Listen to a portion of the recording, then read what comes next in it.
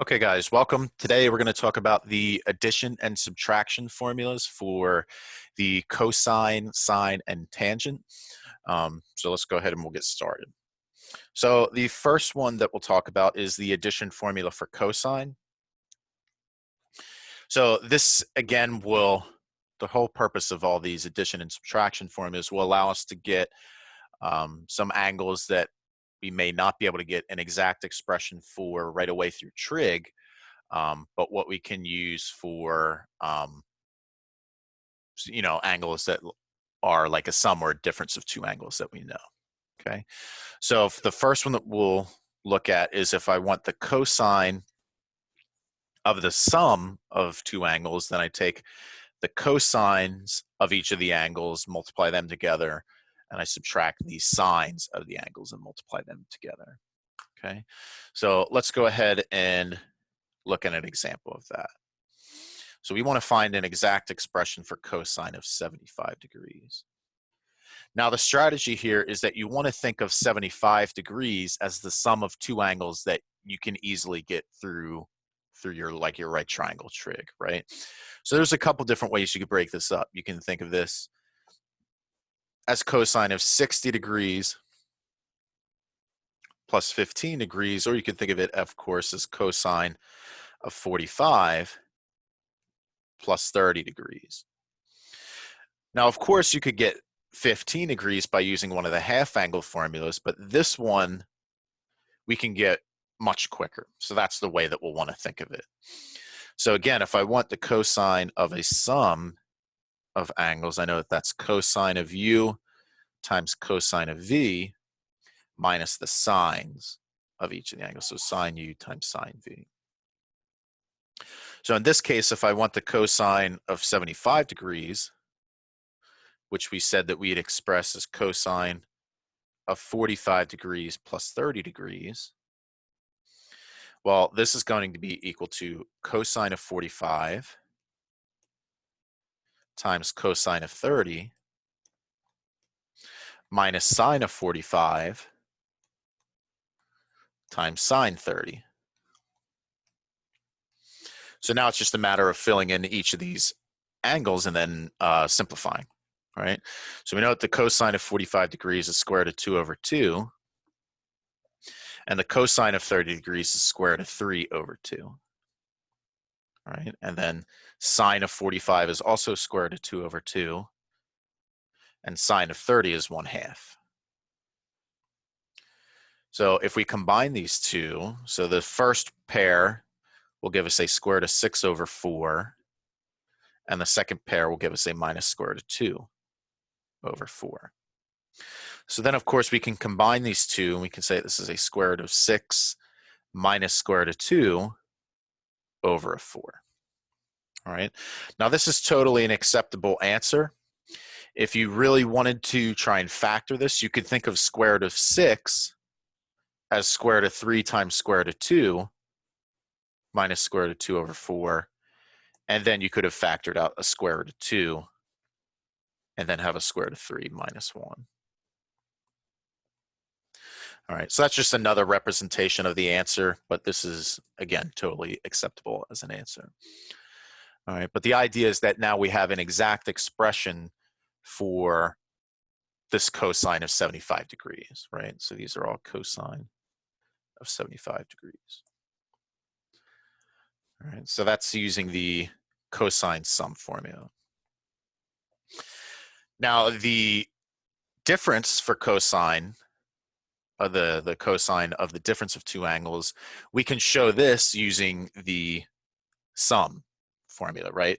Because we know that cosine of u plus v is cosine u cosine v minus sine u times sine v.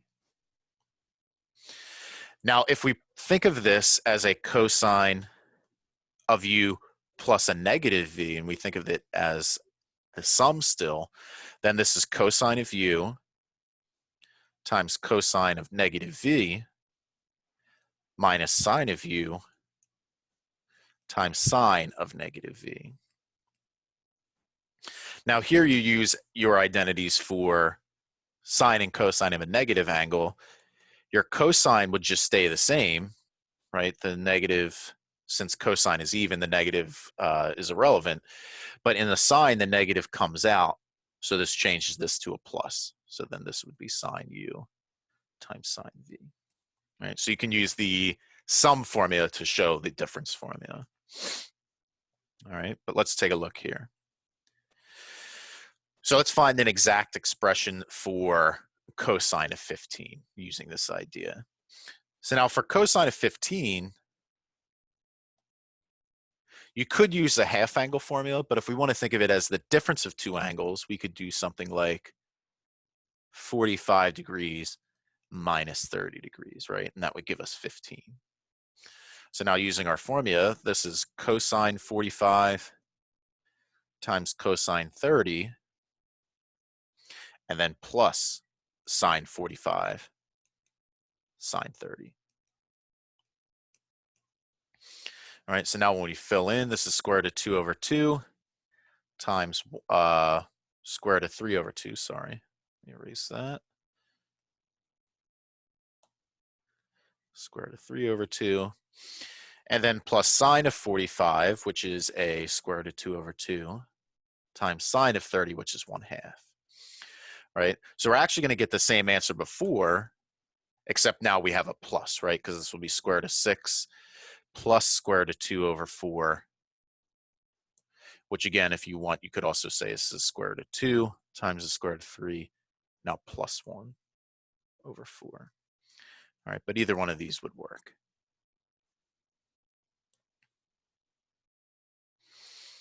Okay, so that's using the difference formula here. So essentially the same sort of argument, except instead of expressing your angle as the sum of two known angles, we'll express it as the difference of two known angles.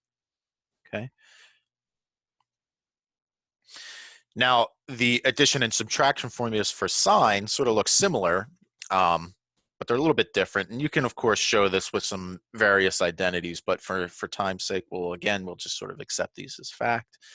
And the sine of the addition of two angles is sine of the first angle times cosine of the second angle, and then plus cosine of the second angle plus sine of the first angle. And of course, this one, the order would not matter, because if you take u plus v or v plus u, you'd have the same thing. So these two terms are sort of interchangeable. But in the difference, it's not the same thing either way. So in that one, the order would matter. All right, so that's just one thing to keep in mind. Okay, but let's take a look. So we want to verify the subtraction formula for the sine function that gives the expected identity for sine of pi over 2 minus theta. So let's do it. Okay, so we want to find sine of pi over 2 minus theta, and we want to find that this gives us the expected identity. All right, and we'll talk about what that is in a second. All right, well, if we use the sine formula, right, this is sine of the first angle times cosine of the second angle. So we need sine pi over 2 times cosine of theta. All right, and then I believe we need a minus cosine u. So cosine of pi over 2 times a sine theta. All right, well, now this is easy, right? Because what's the sine of pi over 2? Sine of pi over 2 is 1 times the cosine of theta, right? But the cosine of pi over 2 is 0 times sine of theta, right? So this one goes away, and of course we get the expected identity, which is that if you shift sine by pi over 2, you're going to get cosine. All right, so that's the idea there. Okay, so that's the addition and subtraction for sine. And for tangent, you have these two identities, right? And of course, you could sort of show one with the other, but again, we'll just sort of accept these as fact, and we'll show a couple examples with this, right? And of course, this assumes that all of these individual things are defined, right? So you could have possible issues for tangent of u and tangent of v, depending on if you are on an odd multiple of pi over 2, because then your cosine would be 0, which would make your tangent undefined. So this, of course, assumes that everything is defined appropriately. Okay, so let's find a formula for the tangent of pi minus theta using this subtraction formula, right? So the subtraction formula says that I need to take tangent of my first angle, so tangent of pi, minus tangent of my second angle, so theta, over 1 plus the multiple of these, so tangent of theta times tangent of pi times tangent of theta. All right, so really it just becomes a matter of here, we need to find tangent of theta.